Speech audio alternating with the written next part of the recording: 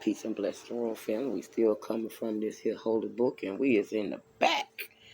We is on this great archaeology discovery. So he said, Queen, go on, scroll on down there. I need you to read something for him.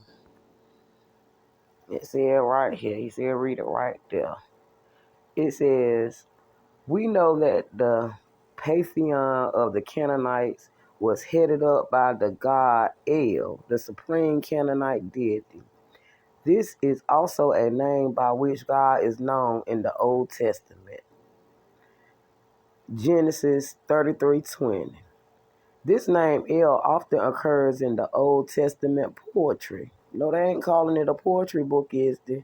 He said, check out Psalms 18:31, then verse 32, and then skip on over there to your Uncle Job and read chapter 8, verse 3. And it said it occurs frequently also in the prose and compound names. For example, Elyon, the Most High God, that's in Genesis 14:18. El Shaddai, God Almighty, that's in Genesis 17:1. El Hai, the living God, Joshua 3:10. This, however, does not mean any connection, of course, with Canaanite mythology. El is simply a common Semitic word for God, symmetric word for God. In Ugaritic, El was a bloody, lustful tyrant. The description of him, as well as of other Canaanite gods, fully substitutes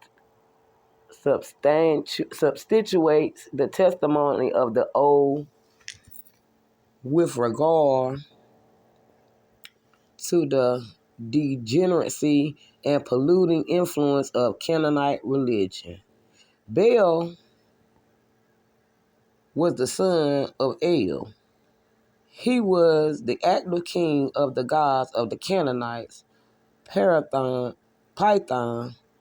and dominated the entire list of gods. He was the deity of the storm and the rain. Come on, somebody. The thunder was thought to be the reverberation of the voice in the heavens.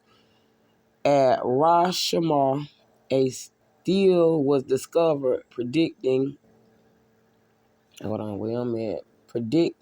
Baal holding a stylized thunderbolt. Three of the eugenic, I can't pronounce this word, I'll probably be saying it wrong, but Ugaritic's poems concerning Baal. Baalism, the worship of this god, was one of the most deliberating and destructive influences which threatened the Hebrews in Palestine, and against which they had to be continually on guard. As the giver of rain as the giver of rain and all fertility, that means having children, Baal figures very prominently, in Canaanite mythology.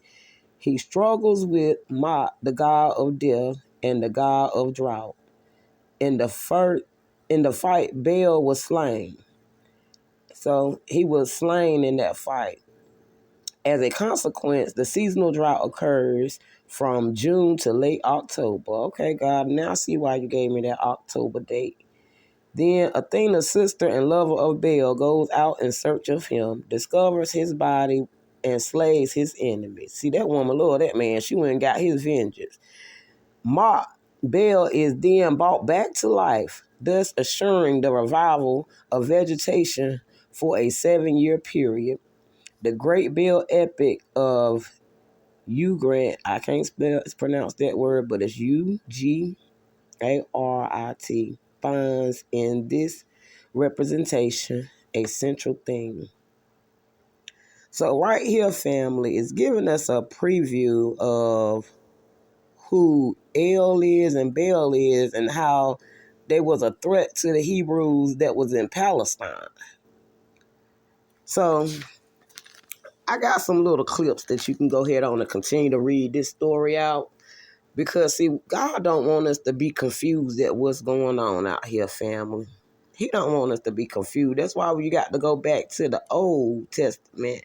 Because it says that New Testament was that tickle me ear. They done changed it all up. But it's clearly in here what God has to say.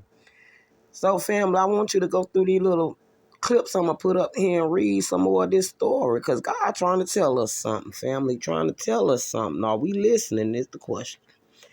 I got Jesus on the main line. He said, knowledge is your power. Call him up. He got the answer right here in this holy book. See how he threw them chips over there.